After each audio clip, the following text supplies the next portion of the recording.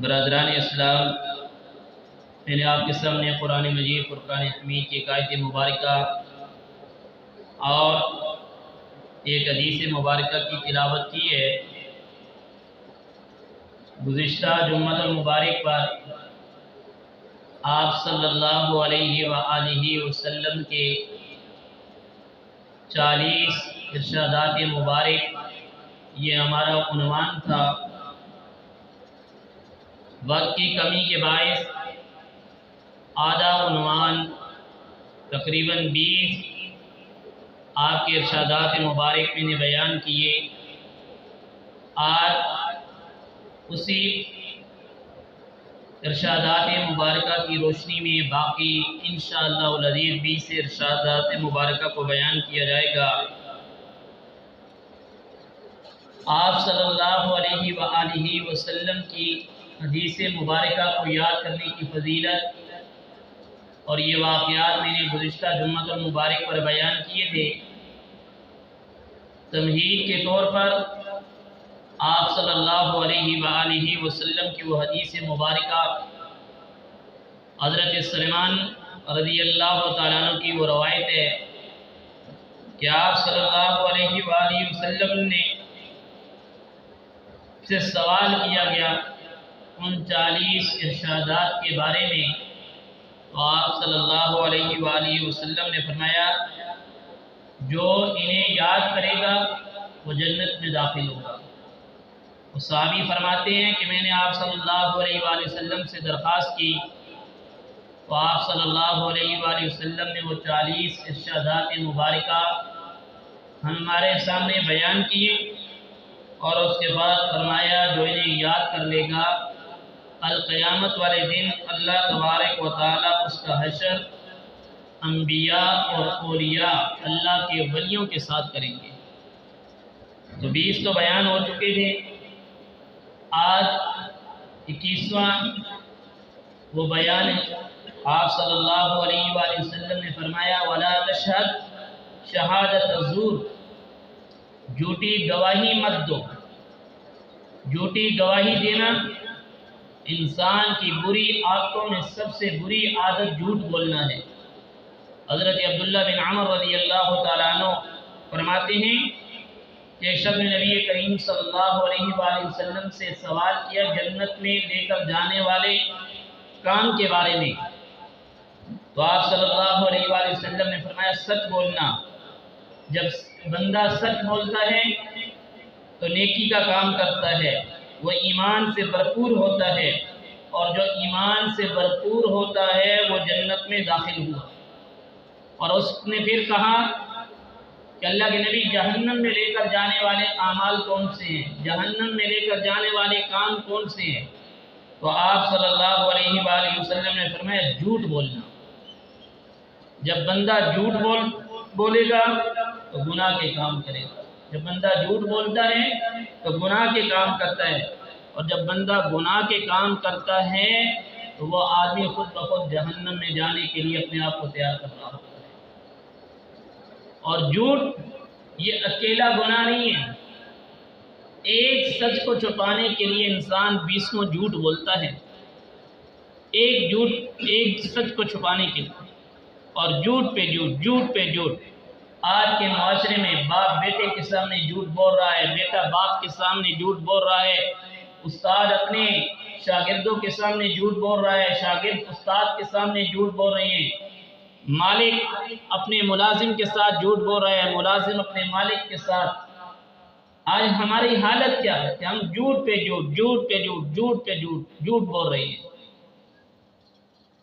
یہ جھوٹوں کی دنیا بن چکی ہے، اور قرآن کہتے ہیں لعنت اللہ علی الکاذبین، جھوٹوں پہ اللہ کی لعنت ہے۔ حدیث نمبر 22 وَلَا تَعْمَلْ بِالْهَوَىٰ، خواہشات نفسانی کی پیروی کرنا، خواہشات پر عمل نہ کرو۔ انسان کے گمراہ ہونے کے اسباب میں سے ایک سبب آج کے دور کے اندر نفسیاتی خواہشات ہے۔ اگر صحیح طریقے پر انسان کی نفسی خواہشات پوری نہیں ہوتی، وہ غلط راستے کا استعمال کرتا ہے۔ آج معاشرے کا جو بگاڑ ہے اس میں ایک چیز یہ نفسیاتی انسان کی خواہشات بھی ہے۔ قرآن کریم کہتے ہیں ارائیت من اتخذ الہہ ہوا، کیا آپ نے دیکھا اس شخص کو جس نے اپنی خواہشات کو، خواہشوں کو اپنا معبود بنا رکھا ہے۔ یہی آج ہماری ان خواہشوں نے آج ہمیں کہاں سے کہاں جا کے کھڑا کر دیا ہے۔ قرآن کہتے ہیں وَلَا تَتَّبِعِ الْهَوَىٰ فَيُضِلَّكَ عَنْ سَبِيلِ اللَّهِ، اور انسانی نفسیاتی خواہش کی پیروی نہ کرو، وہ تجھے اللہ کی راہ سے ہٹا دے گی۔ جب انسان اپنی خواہشات کے پیچھے چلتا ہے تو وہ خواہشیں اس کو اللہ کے راستے سے بھی ہٹا دیتی ہیں۔ وَأَمَّا مَنْ خَافَ مَقَامَ رَبِّهِ وَنَهَى النَّفْسَ عَنِ الْهَوَىٰ فَإِنَّ الْجَنَّةَ هِيَ الْمَأْوَىٰ، لیکن جو لوگ اپنے پروردگار کے سامنے کھڑے ہونے سے اور ڈرنے سے اور اپنے نفس کی خواہشات کو روک کے رکھتے ہیں، اللہ کہتا ہے کہ ان کا ٹھکانہ جو ہے وہ جنت ہے۔ یہ نفسیاتی انسان کی جو خواہشیں ہیں یہ انسان کو کہاں سے کہاں جا کے لے کے چلی جاتی ہیں۔ آگے آپ صلی اللہ علیہ وآلہ وسلم نے فرمایا وَلَا تَغْتَبْ أَخَاكَ الْمُسْلِمِ، اپنے مسلمان بھائی کی غیبت نہ کرو۔ آج ہماری کوئی محفل ایسی نہیں، آج ہمارا کوئی لمحہ ایسا نہیں جس وقت ہم دوسرے کی غیبت نہ کریں۔ اور حدیث کے اندر آتا ہے الغیبۃ اشد من الزنا، یہ غیبت زنا سے بھی زیادہ سخت ہے۔ اور قرآن کریم کے اندر اس غیبت کے متعلق اللہ نے فرمایا کہ یہ غیبت کرنے والا ایسا ہے جیسے اپنے مردہ بھائی کا گوشت کھانا ہے۔ آج ہم اب سوچ لیں کہ ہماری محفلوں میں، ہماری بول چال گفتگو میں کتنی کسی کی اچھائی ہے اور کتنی کسی کی برائی ہے۔ اللہ کے نبی صلی اللہ علیہ وآلہ وسلم نے اس سے بھی منع کیا ہے اور فرمایا وَلَا تَقْذِفِ الْمُحْصَنَ، 24ویں حدیث میں فرمایا کہ پاک دامن عورت پر تہمت مت لگاؤ۔ آج ہماری زبانیں ایسی چلتی ہیں جیسے کپڑے کے اوپر کینچی چل رہی ہوتی ہے۔ دوسروں کی عزت نفس کو مجروح کرنے کے لیے ہم بہانے تلاش کر رہے ہوتے ہیں، ہم راستے تلاش کر رہے ہوتے ہیں، لیکن ہمیں پتہ نہیں کہ قرآن کریم نے اس کے متعلق فرمایا وَالَّذِينَ يَؤْذُونَ الْمُؤْمِنِينَ وَالْمُؤْمِنَاتِ بِغَيْرِ مَا اكْتَسَبُوا فَقَدِ احْتَمَلُوا بُهْتَانًا وَإِثْمًا مُبِينًا، جو مسلمان مردوں اور مسلمان عورتوں کو بن کی یہ تہمت لگائے تکلیف پہنچاتا ہے، انہوں نے بہتان اور گناہ اپنے سر لے لیا ہے۔ یہ بہت بڑا گناہ ہے کسی کی عزت نفس پہ اپنی نفسانی خواہشات کی وجہ سے، اپنی ضد اور جہالت کی وجہ سے کسی کے اوپر ایسی تہمت لگ جانا۔ قرآن نے سختی سے منع کیا ہے۔ اور آگے آپ صلی اللہ علیہ وآلہ وسلم نے فرمایا وَلَا تَغُلَّ أَخَاكَ الْمُسْلِمِ، اپنے مسلمان بھائی سے خیانت نہ کرو۔ خیانت کس چیز کا نام ہے؟ ہم کس کو سمجھتے ہیں کہ خیانت کیا چیز ہے؟ ایک مسلمان کا حق جو دوسرے مسلمان کے اوپر ہے اس کو ادا کرنا یہ امانت ہے۔ اور منافق کی نشانیاں آپ صلی اللہ علیہ وآلہ وسلم نے بتائیں، فرمایا کہ جب منافق اس کو کہا جاتا ہے کہ جب وہ بات کرتا ہے تو جھوٹ بولتا ہے، اور آپ صلی اللہ علیہ وآلہ وسلم نے فرمایا جب اس کے پاس امانت رکھی جاتی ہے وہ اس میں خیانت کرتا ہے۔ اس لیے آپ صلی اللہ علیہ وآلہ وسلم نے فرمایا کہ تم امانت میں خیانت نہ کرو۔ قرآن کہتا ہے یا ایھا الذین آمنوا لا تخونوا اللہ والرسول وتخونوا اماناتکم وانتم تعلمون، اے ایمان والو اللہ اور اس کے رسول کی خیانت نہ کرو اور آپس کی امانتوں پر جان کر بددیانتی نہ کرو۔ آج ہمارے معاملات، آج ہماری معاشرت، اس میں ہمیں پتہ ہے ہم کتنی امانت کے ساتھ اپنے کام میں مصروف ہیں۔ ایک شخص ایک دکان پہ ایک جگہ میں ملازمت کر رہا ہے، اگر وہ وہاں پہ صحیح طریقے پر کام نہیں کرتا یہ امانت میں خیانت ہے۔ یہ بھی امانت ہے، وقت امانت ہے، کاروبار امانت ہے، آپ جس پیشے سے تعلق رکھتے ہیں وہاں پہ آپ صحیح ڈیوٹی نہیں دے رہے، یہ بھی خیانت ہے۔ ایک تو مشہور ہے کہ بس کسی نے آپ کے پاس پیسے رکھ دیے تو آپ نے اس میں خیانت کر دی. نہیں بھائی، یہ تو ایک مشہور چیز ہے. وقت سب سے قیمتی چیز ہے. آپ ایک آدمی نے اعتماد کیا، آپ نے اس کو اپنا اعتماد دیا، اس کے بعد اگر آپ صحیح کام نہیں کرتے تو آپ امانت میں خیانت کرنے والے ہیں. اور آپ صلی اللہ علیہ وآلہ وسلم نے اس چیز سے منع کیا ہے. اور آگے آپ صلی اللہ علیہ وآلہ وسلم نے فرمایا وَلَا تَلْعَبْ، کھیل کود میں نہ لگو. ہم مسلمان ہیں اور اسلام نے ہمیں ہر چیز سکھائی ہے، ہر چیز کا ایک طریقہ کار بتایا ہے. ایسی لاہو لاعب کھیل کود جس کی وجہ سے انسان انسانیت سے نکل جائے، اس سے اللہ کے نبی نے منع فرمایا. آج مخلوط کھیل کود، اس سے اللہ کے نبی نے منع فرمایا ہے. یہ معاشرے کا بگاڑ ہے. اور اسی طریقے پر ایسا کھیل کود، اذان ہو رہی ہے، نماز کا وقت ہو رہا ہے، ادھر ٹیلی ویژن پہ میچ لگا ہوا ہے، کوئی بھی گیم چل رہی ہے، کھیل چل رہا ہے، وہاں ہم گراؤنڈ میں کھیل رہی ہیں، اذانیں ہو رہی ہیں، ہم سے نماز ضائع ہو رہی ہے. ایسے گیم، ایسے لاہو لاعب بےہودہ کھیل، اس سے بھی اللہ کے نبی صلی اللہ علیہ وآلہ وسلم نے منع فرمایا. اور آگے آپ صلی اللہ علیہ وآلہ وسلم نے فرمایا وَلَا تَلْعَبُوا مَعَ اللَّهِ، اور غافلوں کے ساتھ غافل نہ ہو. غفلت ایک تباہ کن مرض ہے. سستی، کاہلی اور لاپرواہی، آج ہماری یہی حالت ہے. ٹال مٹول، غفلت میں زندگی گزار رہی ہیں. نماز کا وقت ہوا، آج نہیں تو کل سے شروع کر دیں گے. کام کا وقت ہے، چلو ٹائم پہ نہیں، تھوڑی دیر کے بعد چلے جائیں گے. مالک کو کیا پتہ چلے گا، وہ کہاں ہمیں دیکھ رہا ہوگا. لیکن یہی چیزیں اللہ کے نبی نے اس چیز سے منع کیا. وہ دیکھے یا نہ دیکھے، دیکھنے والی ذات تو اللہ کی ہے. جس ذات کے لیے میں اور آپ کھڑی ہیں، جس نے ہمیں پیدا کیا، وہ ذات تو ہمیں دیکھ رہی ہے. ہم کیا کر رہے ہیں، ہماری غفلت کا نتیجہ کیا ہے. اگر وہ درگزر کر رہا ہے تو اوپر والی ذات تو دیکھ رہی ہے. اور آگے آپ صلی اللہ علیہ وآلہ وسلم نے فرمایا وَلَا تَقُلْ لِلْقَصِيرِ يَا قَصِيرُ تُرِيدُ بِذَلِكَ عَيْبًا، اور ٹھگنے کو نہ کہو اے ٹھگنے، جبکہ اس سے تمہارا مقصد عیب نکالے ہو. آج آپ صلی اللہ علیہ وآلہ وسلم کے اس فرمان کو سامنے رکھ کر ہم دیکھ لیں ہم کہاں پہ کھڑے ہیں. لوگوں کے اندر عیب جوہی کرنا، کسی شخص کو اس کی ذات کے تانے دینا. ایک شخص چھوٹے قد کا ہے، اس کو تانے دیے جا رہے ہیں. ایک شخص اس کی شکل و صورت صحیح نہیں ہے، اس کو تانے دیے جا رہے ہیں. کبھی ہم نے سوچا بھی ہے کہ ہمیں اور اس کو بنانے والی ذات کون سی ہے؟ اس کو اور ہمیں پیدا کرنے والی ذات کون سی ہے؟ ذات تو ایک ہی ہے.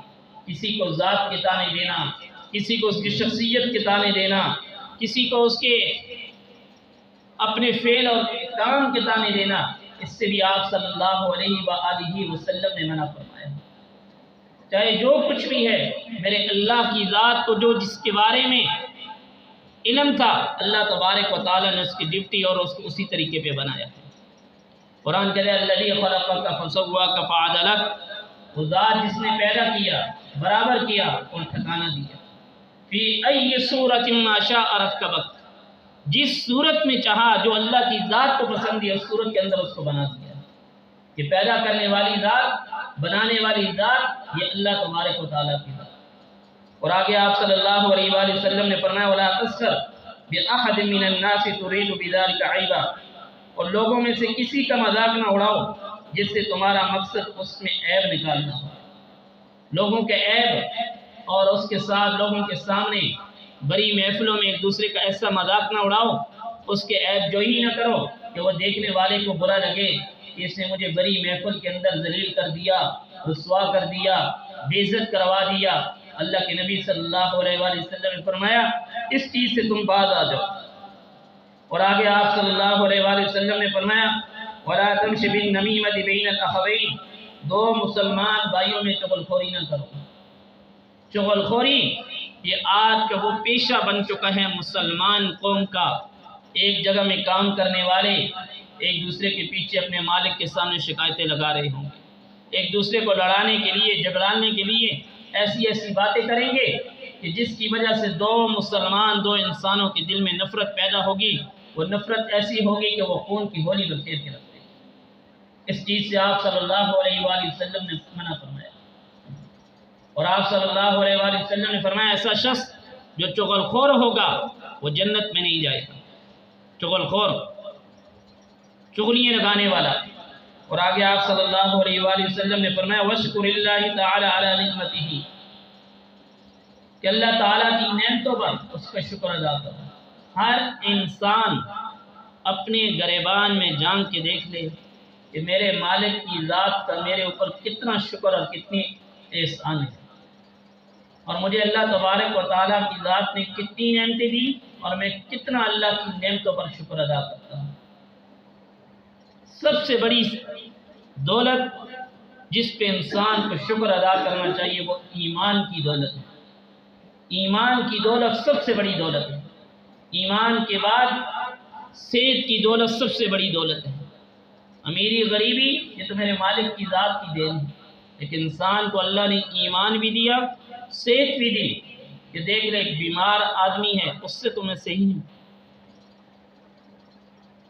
اس پہ اللہ کی ذات کا شکر ادا کرنا.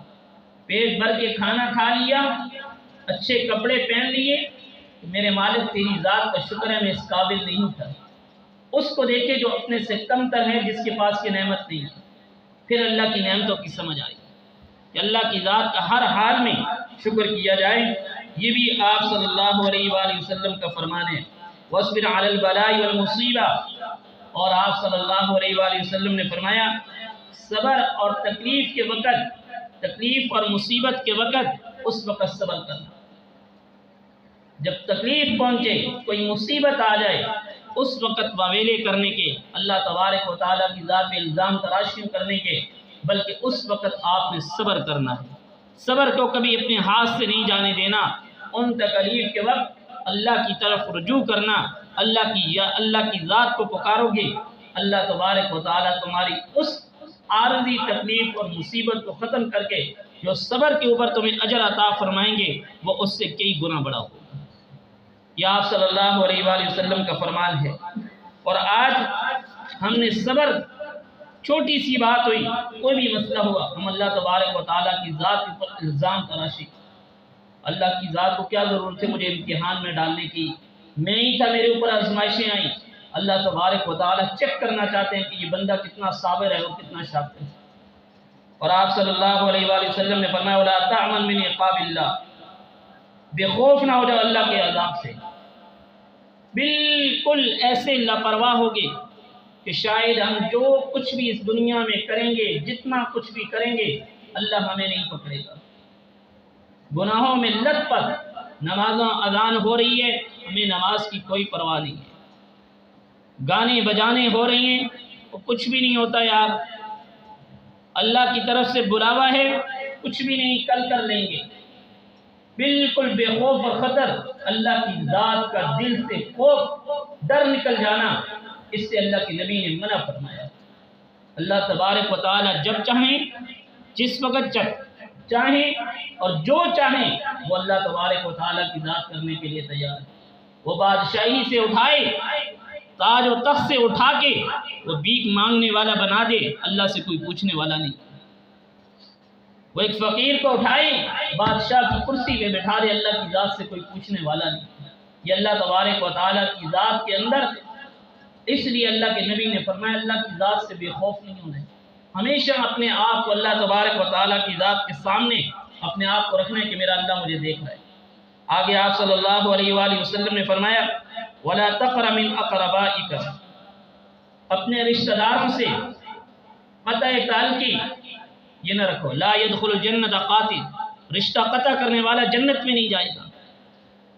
رشتہ داروں میں ناراضگیاں سالوں سال گزر گئے، رشتہ دار تو دور، سکے بہن بھائی آپس میں ایسے ناراض ہوئے، کسی موقع پہ جب دوبارہ دیکھنا ہوا تو کفن کے اندر لپٹے ہوئے دیکھے. زندگی گزر گئی، ایسے واقعات موجود ہیں. قبر کے اوپر آ کے اس وقت ایک دوسرے کو معافی تلافی کرنا، بھائی بھائی سے زمین کی وجہ سے، کاروبار کی وجہ سے، پیسے کی وجہ سے، مال و دولت کی وجہ سے ناراض ہوا، ساری زندگی گزر گئی، کبھی भाई ने भाई का चेहरा नहीं देखा, जब देखा तो कफन के अंदर लिपटा हुआ है। और आप सल्लल्लाहु अलैहि वसल्लम ने सख्ती से मना किया, ये कतई तलकी से। और आगे आप सल्लल्लाहु अलैहि वसल्लम ने फरमाया वला तलअन अहदन मिन खल्क़िल्लाह, अल्लाह की मखलूक में से किसी पर लानत न करो। आज मेरे नौजवान दोस्तों, बात बड़े दर्द दिल से कह रहा हूँ, हमारी ज़ुबान से बात बात पे और लानती, हर बात पे नौजवान एक दूसरे को, बाज़ारों में ये चीज़ मैंने कसरत से देखी, लानती। अल्लाह के नबी सल्लल्लाहु अलैहि वसल्लम ने फरमाया जो आदमी किसी को लानती कहता है, अगर वो लानती नहीं है, वो लानत मुड़ करके उस शख्स के ऊपर आती है। और लानत का मतलब क्या है? अल्लाह की रहमत से दूर। और ये ऐसा जुमला है जिससे अल्लाह तबारक व तआला की ज़ात गुस्से में आती है। बात बात पे लानत, लानती, ये ऐसा है, ये फलां ऐसा है, लानत लानत, ये अल्फाज ही गलत है, लानतुल्लाहि अलल काज़िबीन। कुरान तो अजीब हमें दर्स दे रहा है।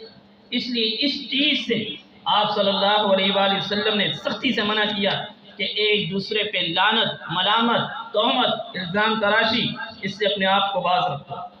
और आगे फरमाया वला तदा हुज़ूरल जुमअति वल ईदैन, जुम्मा और ईदैन की हाज़िरी कभी न छोड़। जुम्मा नमाज जुम्मा, ये नमाज मुसलमानों का इज्तिमाई का दिन है, ये मुसलमानों की शान का दिन है। और ईदैन का दिन ये मुसलमानों के एक पावर का दिन है, जिस दिन अल्लाह तबारक व तआला की ज़ात खुश होते हैं कि देखो ये मुसलमान वो हैं जुम्मे वाले दिन अपने तमाम काम कारोबार हर चीज़ को छोड़ करके हय्या अलस सलाह हय्या अलल फलाह की आवाज़ पे सबको छोड़ के अल्लाह के सामने आते हैं। और अल्लाह तबारक व तआला की ज़ात को ये इतना पसंद आता है, अल्लाह तबारक व तआला इस दिन की लाज रखते हुए मुसलमानों की आम मग़फ़िरत का ऐलान कर देते हैं। और जुम्मे की नमाज को जानबूझ के आप सल्लल्लाहु अलैहि वसल्लम फरमाते हैं जिस शख्स ने 3 जुम्मे जानबूझ के छोड़ दिए, आप सल्लल्लाहु अलैहि वसल्लम ने फरमाया ऐसा शख्स जो जानबूझ के नमाज जुम्मा छोड़ देता हो, वो शख्स जब मरेगा तो यहूद और नसारा में से। जानबूझ के नमाज जुम्मा, वैसे नमाज छोड़ देना, आप सल्लल्लाहु अलैहि वसल्लम ने फरमाया मन तरक सलाता मुतअम्मिदन फ़क़द कफ़र, जिसने जानबूझ के नमाज छोड़ दी तहकीक उसने कुफ्र कर लिया। काफिर नहीं होता, लेकिन मुसलमान और काफिर के दरमियान जो फर्क करने वाली चीज़ है वो नमाज से। आज हमारी मस्जिदें कितनी बड़ी हुई हैं, हर आदमी को पता है। मेरे घर में कितने नमाजी हैं मुझे पता है, मैं कितनी नमाज पढ़ता हूँ ये मुझे पता है। और हर शख्स के चाहता है कि मैं कामयाब भी हो जाऊँ, लेकिन जिसमें अल्लाह ने कामयाबी रखी है उससे दूर होके हो जाऊँ। और आगे आप सल्लल्लाहु अलैहि वसल्लम ने फरमाया वअलम अन्नमा असाबक लम यकुन युख्तिका वमा अख्ताक लम यकुन युसीबका, इस बात का यकीन रखो कि जो तुम्हें मिल गया है उससे तुम महरूम नहीं रह सकते, और जिससे तुम महरूम हो वो तुम्हें मिल नहीं सकते। ये है वो हदीस, जो कुछ अल्लाह ने मेरे मुक़द्दर में लिखा है वो अल्लाह तबारक व तआला की ज़ात अता करके रहेंगे, और जो मेरे मुक़द्दर में नहीं है वो कभी मिल के नहीं रहेगा। इसलिए जो अल्लाह ने मुक़द्दर में रखा है उसके लिए मेहनत करें, उसको हासिल करने के लिए। जो मुक़द्दर में नहीं उसके लिए लंबी लंबी सोचना, लंबी लंबी उसके लिए बातें करना, वो कभी मिल के नहीं रहेगा। जो अल्लाह ने जितना दिया हुआ है उस पर अल्लाह की ज़ात का शुक्र अदा। बेहतरी के लिए ज़रूर कदम उठाने चाहिए, लेकिन ये नहीं जो नसीब में नहीं, जो इंसान को मिलने वाला नहीं, उसकी कोशिश करना। इससे अल्लाह के नबी सल्लल्लाहु अलैहि वसल्लम ने फरमाया, मना फरमाया। आगे आप सल्लल्लाहु अलैहि वसल्लम ने आखिरी हदीस में फरमाया वला तदा क़िराअति वल कुरान अला कुल्ली हाल, 40वीं हदीस है कि आप सल्लल्लाहु अलैहि वसल्लम ने फरमाया किसी हालत में भी कुरान की तिलावत को न छोड़ो, किसी हालत में भी कुरान की तिलावत को न छोड़ो। मेरे मोहतरम दोस्तों, कुरान को देखना सवाब है, कुरान को हाथ में उठाना सवाब है, कुरान को पढ़ना सवाब है, कुरान को चूमना सवाब है, कुरान को सीने से लगाना सवाब है। जिस किताब को हाथ में उठाने से सवाब इंसान के दिल में सुकून आता हो, जिस कुरान को आंखों से लगाए इंसान की आंखें ठंडी हो जाती हैं, बताओ उस कुरान को जब इंसान पढ़ेगा तो कितना सुकून मिलेगा। आज कुरान जाके अलमारी में देख लो उसकी क्या हालत रखी हुई है, اور جو ہمارے گھروں کے اندر قرآن کریم ہے، شاید ہمیں رمضان میں اگر توفیق مل گئی گھر میں کسی کو، نہیں تو پورا سال قرآن ایسے الماری میں بند کیا ہوا پڑا ہوا، پورا سال اللہ کا قرآن۔ اور قرآن کہتا ہے اگر تمہیں اللہ کی ذات کے ساتھ بات کرنی ہے، اللہ سے گفتگو کرنی ہے، چاہتے ہو کہ میں اللہ کی ذات کے ساتھ ہم کلام ہوں، تو اللہ کے قرآن کی تلاوت کرو۔ یہ اللہ کا کلام ہے، اللہ نے جس کو بولا ہے، اللہ نے جس کو پڑھا ہے، یہ اللہ کا قرآن ہے۔ تو اللہ سے دعا ہے کہ اللہ تبارک و تعالیٰ کی ذات ہمیں ان باتوں پر عمل کی توفیق عطا فرمائے۔ وآخر دعوانا ان الحمد للہ۔